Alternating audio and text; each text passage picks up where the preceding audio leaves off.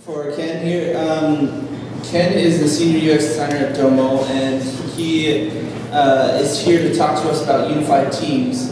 I'm excited to have him here with us. He's worked with clients like NFL, Conde Nast, National Geographic, and Zagg. I'm happy to have him here to kind of share his advice and his experience with us. So let's give it up for Ken.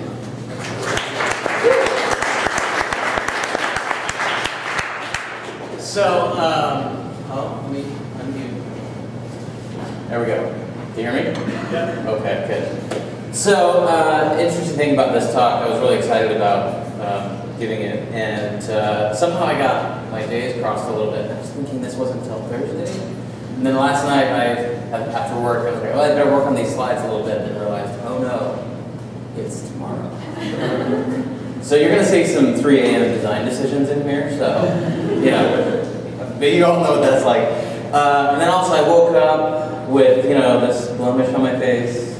I don't know, puberty decided to take a visit several years later. Being up here and doing this a little nervous, so usually before doing something like this, I like to do a little bit of power posing. You guys familiar with power posing? Right? So let's talk about it. So I wonder if you guys would indulge me in power pose together, just so I can feel ready. So if you guys want to stand up, you choose your favorite power pose for a second. I just want to, I know it's after lunch, right? Everyone's a little sleepy, I don't want to lose everybody. So take your favorite power pose for a second with me just for a minute. Breathe in. We don't have enough room for the 3-point, landing. We don't have to do that one, but yeah, get the arms up. That's a good one. Stretches in. All right, awesome. Thanks, guys. You're great. I feel better.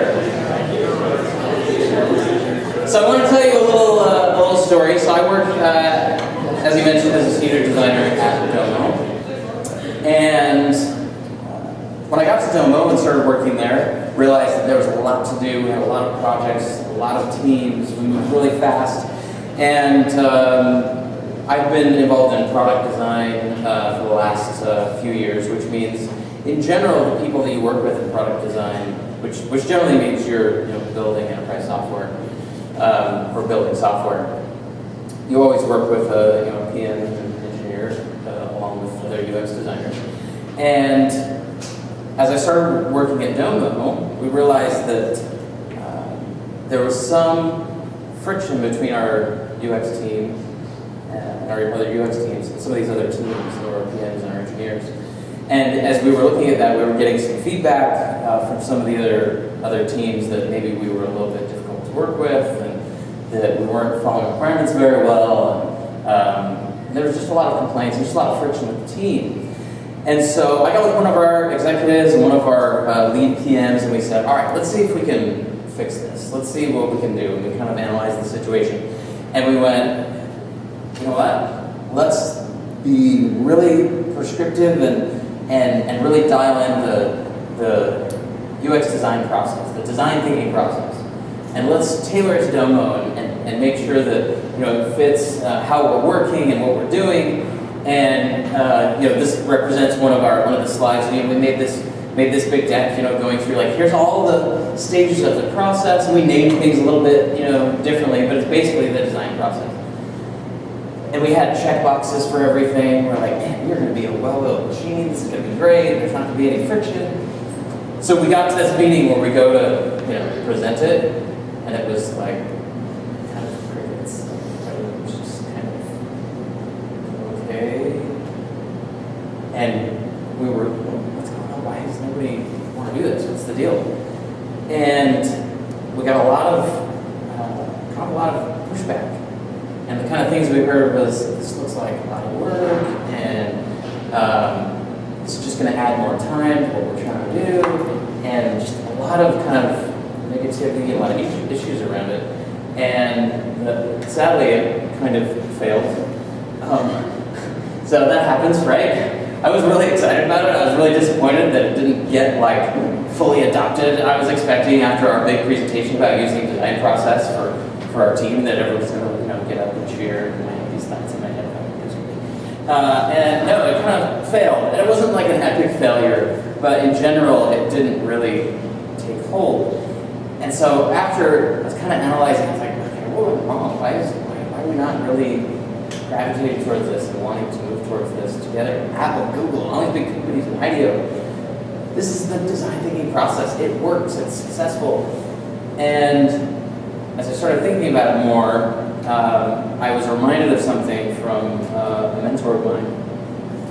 And it reminded me this fact that culture eats strategy for breakfast. And you can insert process or strategy as well.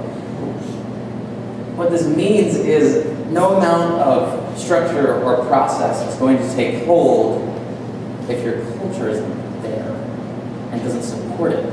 And what culture is your vision, your direction, the beliefs and values of the group. And if those beliefs and values of your team don't match this process that you're trying to do, you're going to have a really hard time getting to move forward as, either painful.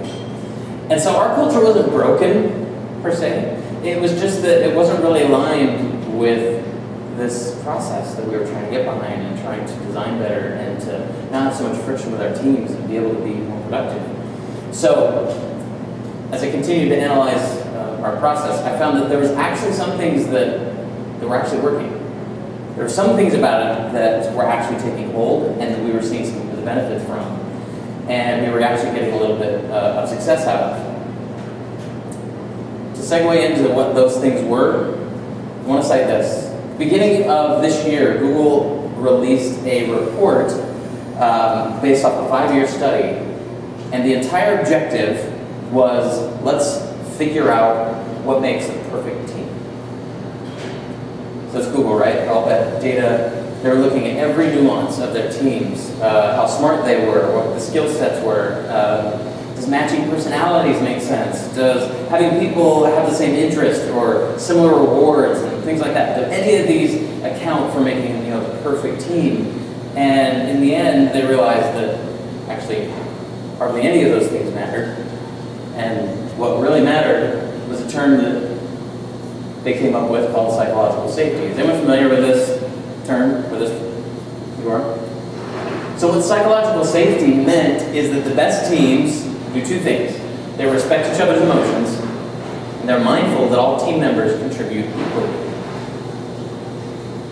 As I was looking at this as part of my kind of retrospective of why did we fail, that second one felt a little uncomfortable. I think as designers, that idea of having equal contribution in the design process seems a little wrong, right? I'm a designer. I should be the one in charge of making the designs, making a good experience, but everyone needs to contribute equally.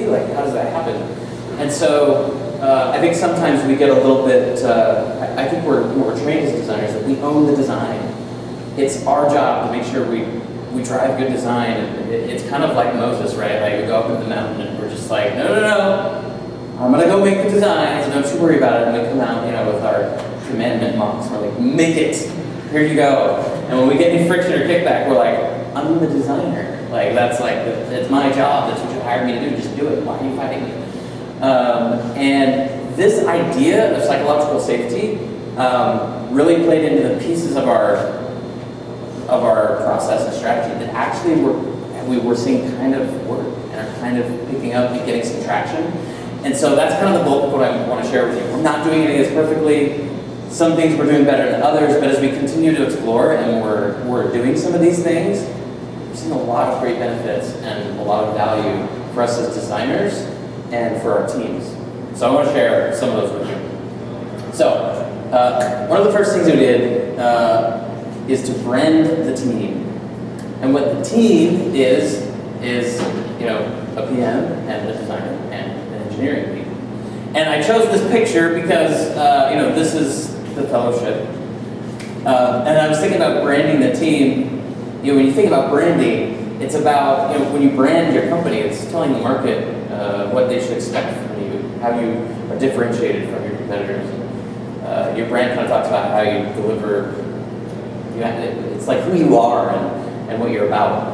And it made me think of when the Council of Elrond happens, and everyone goes to talk about what to do with the One Ring, and Frodo finally goes, I will take it, and then all of his friends rally around him, and immediately Elrond, who must have graduated from business school, is like, you will be the Fellowship, and instant, in the movie you see them all we're the Fellowship, it created something important, that was the first part of branding them, and that was part of that they needed each other to get across, and the One Ring is the design, and Frodo's the designer, and he has to carry a ring, but it makes you evil, and you don't read too much into it, it gets messy.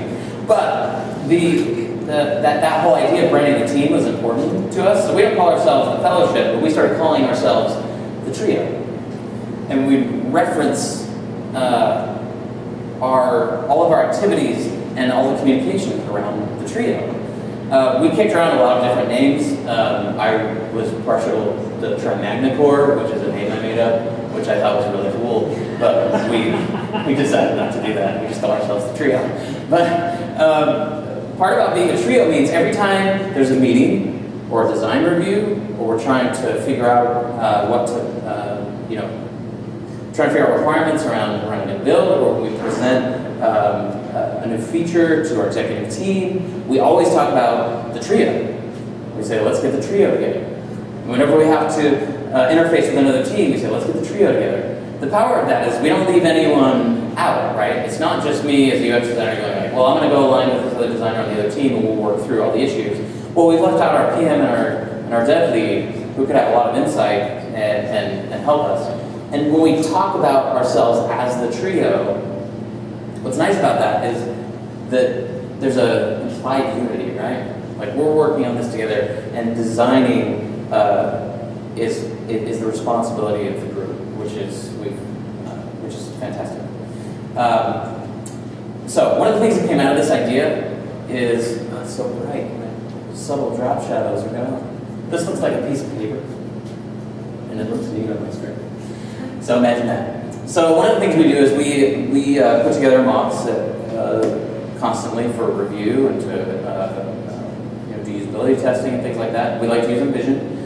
And one of the things that we always do as designers is make sure we have a cover slide, and then we have kind of a lead-in as to what this thing is. What's the problem it's solving? Why is it important? What are we doing?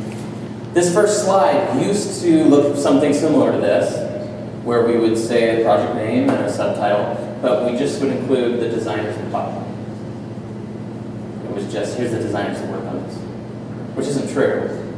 There's a PM and engineers who are also involved. And so what we did is we committed to this idea of the trio and said, look, whenever we're going to present mocks or present new ideas, we present this as a team. All of us were included. And just that small, change, that small act, created a lot more. It invited those teams to feel like they were a team. We were part of something together. We were building it together. One of the other concepts about being a trio is that we are constantly involved from start to finish throughout the process. So some of you may be familiar with what I call kind of a siloed design process, where maybe your PM just kind of goes and talks to your users and gets the requirements on his own and comes to you and goes, hey, I got requirements, I need you to make this. And as a designer, you're like, what the heck, I'm supposed to be part of this? No, fine. And then you make your mocks and you go, engineer, here you go. My part's done, I'm out. And the engineer looks and goes, wait, what are we doing? Wait, we can't. Are we going to talk about this? Nope, it's already done. Go forth and build it. And so when we talk about the trio, we make sure that at the very beginning, when we're talking about a new project, everyone's included. One of the great things we found with that, especially with working with engineers, is we can surface a lot of technical constraints early, where when we talk about a project at the very beginning, we can have those discussions and surface some of those things and really roadmap things more accurately.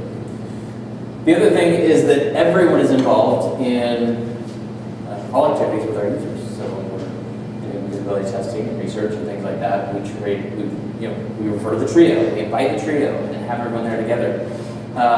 Recently, we had a feature that we had built, and I've been working with the engineers, and we got it all built out, and we started doing some testing. So we built this prototype, and we sat down to do some testing. And everyone initially just sort of had, we were all listening to the test remotely. They had their headphones in. I was kind of watching, everyone was sitting around. I thought, man, there's a better way we could do this. So I got up and said, do you guys want to all get in a room? We'll just all watch it together? Like, yeah, let's do that. So we all got in a room and we're watching this usability test together. And there was one piece of this feature that we had built that we were like really proud of. I was really proud of from the design aspect. One of our engineers was really proud of because he figured out how to do it and it did this cool little animated thing. And we were like so excited to see how it was gonna work. And like tests after test after test. It was like painful. It was like hanging up the user every time and they couldn't get past it. And one of the engineers looked at me, he's like, this is so bad, we have to fix it. And I was like, yeah, I agree. Like, and we were kind of like ideating together like in between, oh man, maybe we should, oh wait, stop, we gotta listen. But like, he had to throw away code, but he didn't care. Because they saw it, they were seeing this firsthand, like, oh no, this is really important to us. This quote kind of came up in during front this last few months ago. It says, if you want to go fast, you go alone, and if you want to go far, you go together. And it's been kind of my mantra through all this, that going fast and alone is not what we want to do. As designers, I feel like sometimes we do kind of go it alone, and we sort of take the stance of fighting more than working together with our teams. And so I actually have like a little hand lettering thing that I put up on my workspace, and people come by and we're together. It's about the trio. Okay, so the next thing that we've been trying to do treat our teammates like our users. Anyone know who that is? It's Tron, right? Who knows Tron's, like, what's the thing he says? What's his, like, catchphrase? What? Does anyone know what it is? He says, I fight for the users. Like, that's his thing. That's why I picked Tron, because that kind of resonates with us, right? Like, we fight for the user. That's our job. At many points in the design phase, when we're designing product, we have all these touch points with our clients, right? Because we want them to be successful. We want our clients to be able to do their job in a way that's intuitive and makes sense, and that's what we do. So I had this thought, like, well, why don't we do that for our team members? And what would happen if we looked at them that way? We had that little shift. Bob Baxley is a well-known designer, has worked at Apple and lots of other places. He was at front this last time, and when he said this really stuck with me as well. He was talking about creating design leadership in our organizations. He said, use your design talents to design the machine that creates the designs. And that, I was thinking about that on this failed, process thing that we tried to do, and thought, you know what? Okay, so how can I use the design process to improve our, this whole thing? And I really kind of felt like an idiot. It's like, look, I use the design process all the time to create good experiences, and I was trying to create this good experience for process and ignored the design process. If that makes sense. And so I kind of stopped afterwards and went, okay, you know what?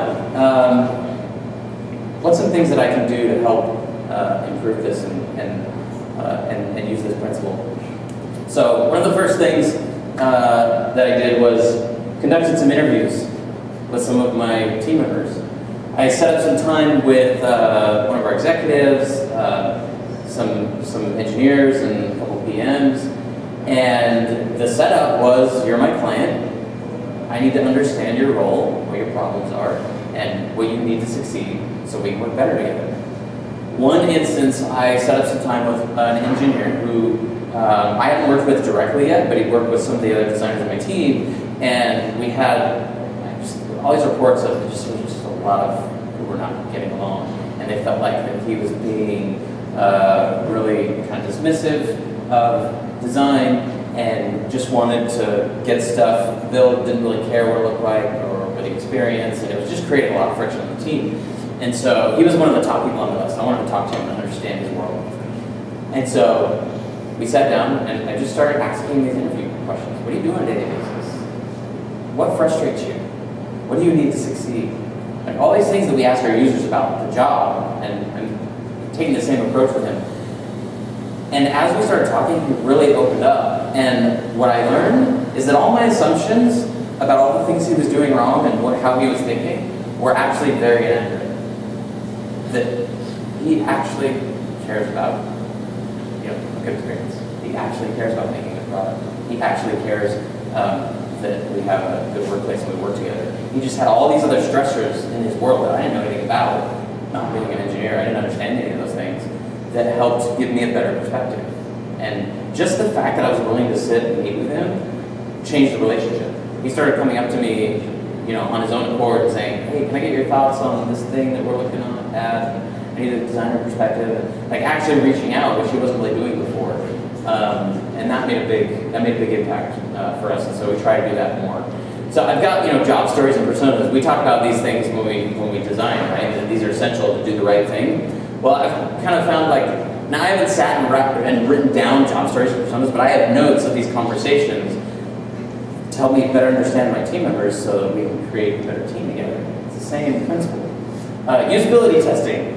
Am I working? So we always take our designs and we go show them to our users and say, does this work? Does this solve the problem? It's a little bit harder to go to your team and say, am I working? Am I helping you solve the problem?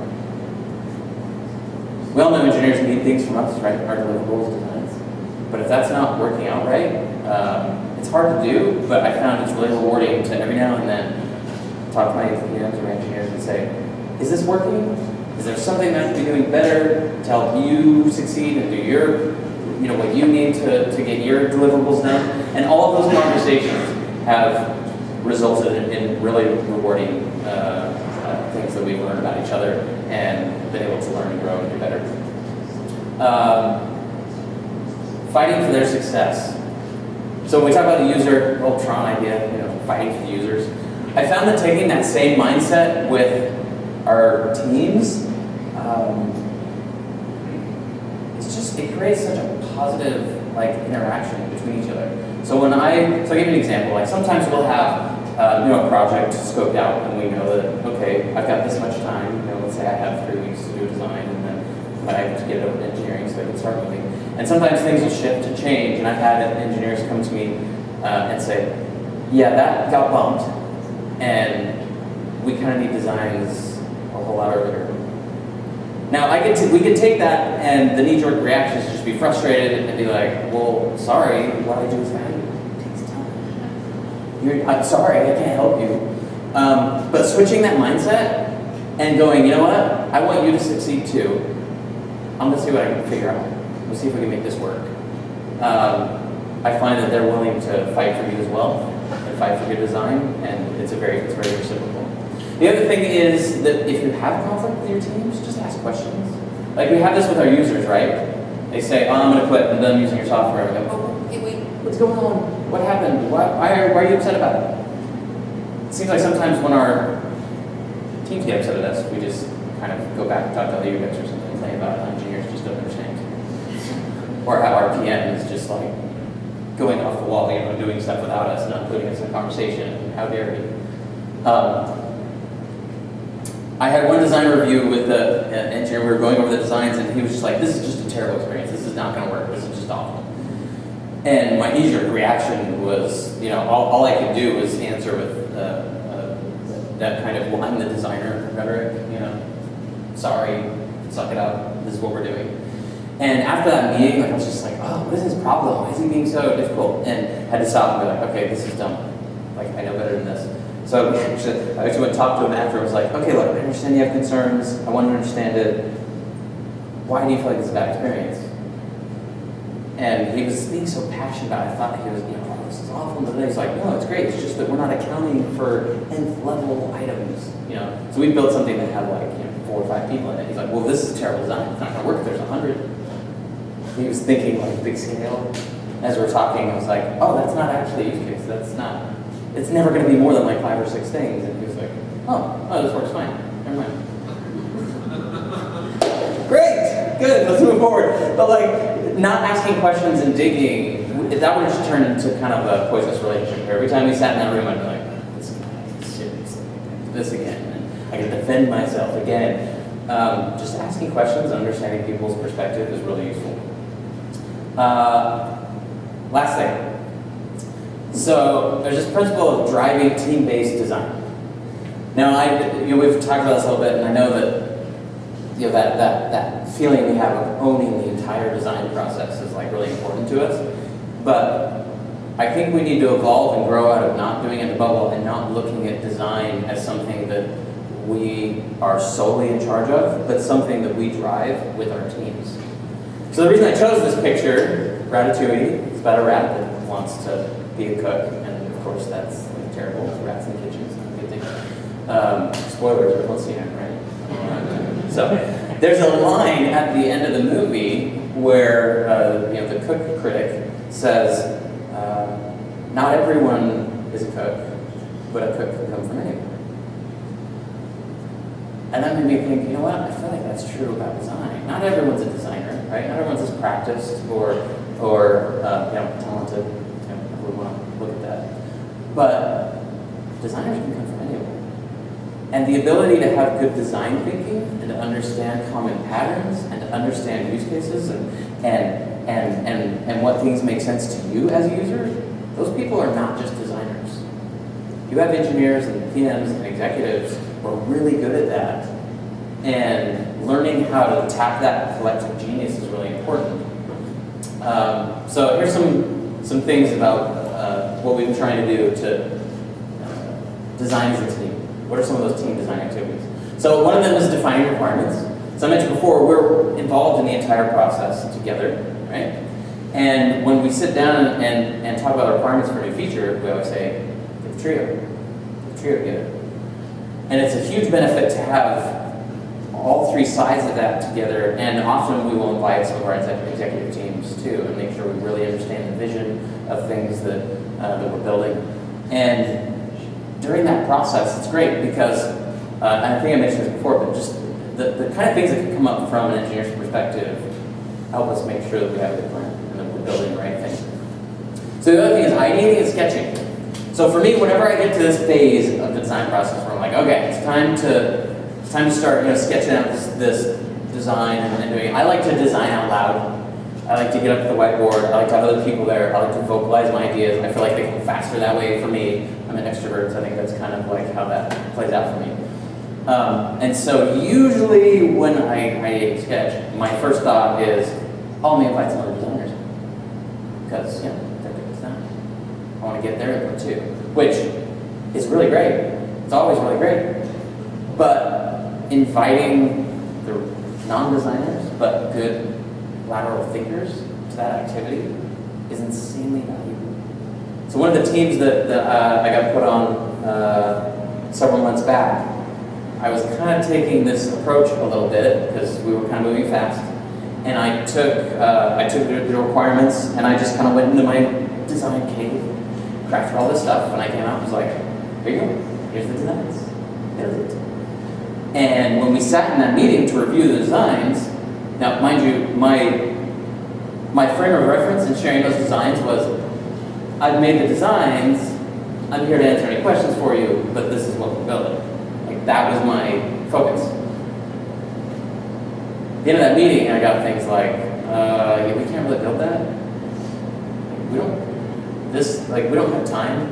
I guess that'd be cool. We don't have time to do this. This part is really weird. I don't feel like it's a great experience. Like, it was just one wall after the next about why this design didn't work. It was extremely frustrating. We had to kind of work through all these things and get done. It's like, okay, same epiphany, right? This is not working. We need to do this a different way. And so my next project, as we were going through this process thing and doing this, I didn't tell them anything. I didn't say, I'd like to try this new idea or this new thing, whatever. I just did it. So I just got with them in one of our stand-ups and I said, hey, we set some time later today. I want to ideate around this new feature we've been talking about. I want to get your guys' ideas, get your input. I want to sketch some things out together. They were ecstatic. We're like, oh yeah, that'd be great. Yeah, let's do it. It's like, okay, cool. That whole session where we were designing and ideating together, those early stages, was great. We got a lot of ideas from our engineers, our PM, and got some really good direction. And so what I noticed was, from doing this, we came back, I still go into the design cave, like they're not sitting with me being like, who's that pixel over there? Like, that's not happening, that's not in this list, right? High-five mobs, like, you go do that, right? But after, when we did the review meeting, my mindset was not, okay, here's what you're going to do, ask me some questions. It was, hey, that thing we talked about, I got it built. Let's go look at it, see if this is the vision that we talked about. Let's see if this is on the right track. And all of the discussions now changed. And it was, oh yeah, that turned out really good. Oh yeah, that's really cool. And then one of the engineers said, that is going to be really hard. And I was prepped for the, we can't do it. And he went, let me look up some stuff. I want to see if I can figure that out. Because that would be really good. So, let me see what I can figure out. There was no process with a checklist for the engineer to say, you will do hard things. That didn't, that's not going to do it. The fact that we worked on it together, and I included them in that process, now there was like personal ownership. Now they actually cared about the design because they were part of it. They wanted it to be good and successful. Now, I want to be clear, I'm not saying that we should design by committee, which is to say we all get in a room and everyone just throws up some ideas and we vote. That's not UX design, that's just ridiculous. So, your job in designing together is to drive good design principles with the team and to be the expert in good design, but to keep that foundation there, right? So when you're making decisions together as a team, it has to be rooted in, well, what did we learn from our customers? What did we learn from that call? What did we learn from our usability testing? What's the best thing that we should do here? And it keeps everyone's heads aligned in the right spot so you don't go off, you don't lump wildfire with the design by committee. And I feel like it's our job to kind of keep that constrained and good design principles.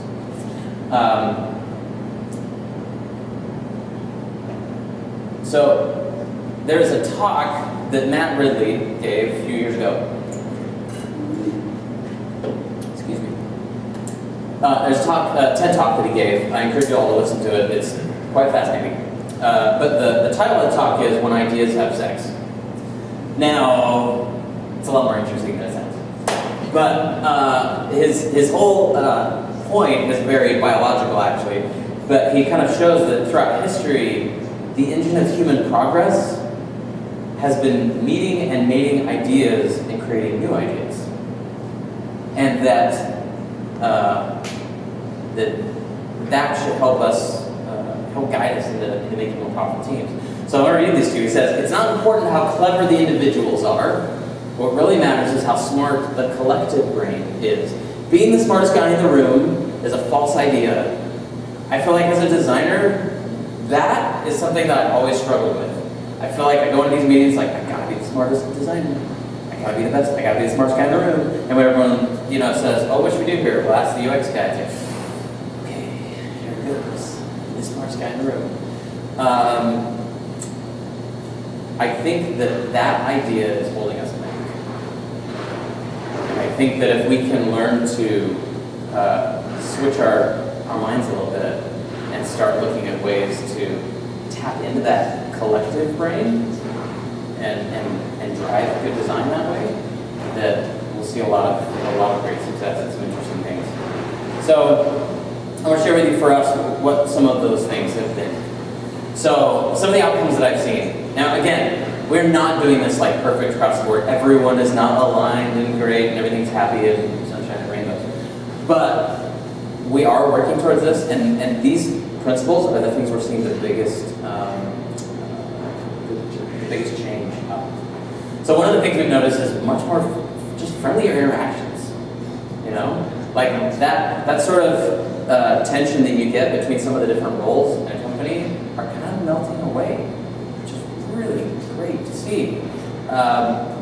When you sit in a room with each other and you're actually trying to work together and help each other succeed, it's fantastic.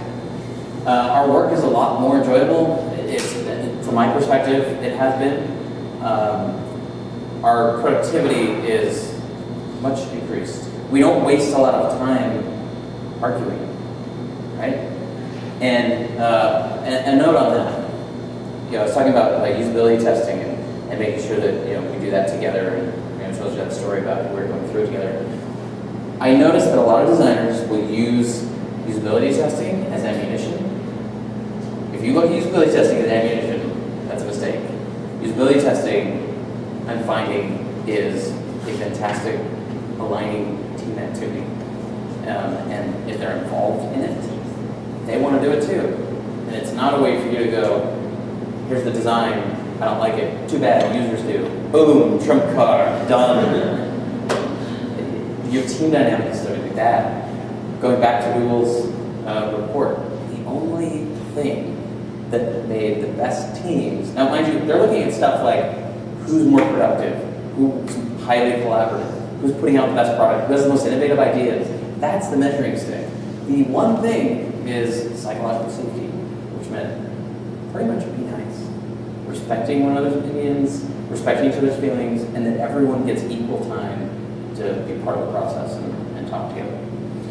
Mutual success is one of those things that's come out of this. When we start looking at our team members as clients, we become very interested in their success and wanting them to do a good job.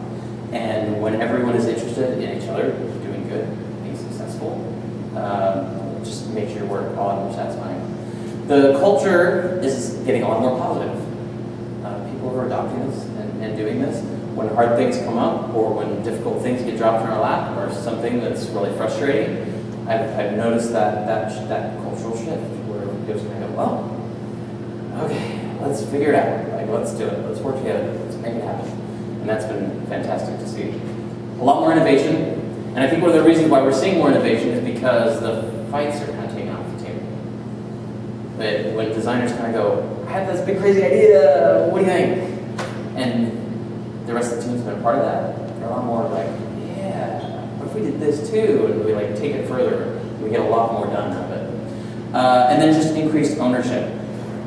Autonomy, we learned, is really important for our work. We have to feel like we can own something and that we have the power to make change, to make better, to make good experiences. And if everyone is part of that ownership, that makes a huge difference on the types of, the way we work together and how we move forward. So to conclude, our ability to align with teams around good design, I think is what sets UX designers apart as UX leaders. And when we think of ourselves as designers, I've always traditionally thought of ourselves in two quadrants, where you've got the visual design. You know how to make things beautiful, right? You know how to make it look good, you follow design principles, you can stay on brand. And the other piece of being a UX designer, it's all kind of one whole, but it's your, it's that research, the empathy, the getting to the root of the core problem, being able to understand other people and ask the right questions and get to the root of it. There's this big researching and collaborating component to being a good UX designer. I feel like looking forward into the next, the business landscape and technology and seeing what we're learning about teams and things like that. I think that third component is really our ability to unify our teams behind good design. That if you can do that, you don't necessarily have to be the best designer or the smartest guy in the room. Doing that is far more powerful than being the best designer in the camera. So I think the real power of unified teams then is that no matter what challenge or what problems or what other things that arise, as you're trying to design the best experience, you're always going to have the collective genius and support and talent from your team to actually make it happen and always have a good experience working. I will say, I would love to hear any feedback from any of you as you go back to your teams. If you saw anything, any ideas or any insights, like, ooh, I'm going to try that with my team. I would love to hear back, about what your experiences have been. You can find me on Twitter and add me. But this is really a learning experience for us. We're kind of in the middle of this, and we're just seeing these signals of how it's making us better and stronger. And I want that collective mind to not just be at Domo, I want it to be everywhere. And I'd like you guys to kind of share that, and share your experiences and what you're learning, so we can all kind of throw together and lift our teams together. So, thank you.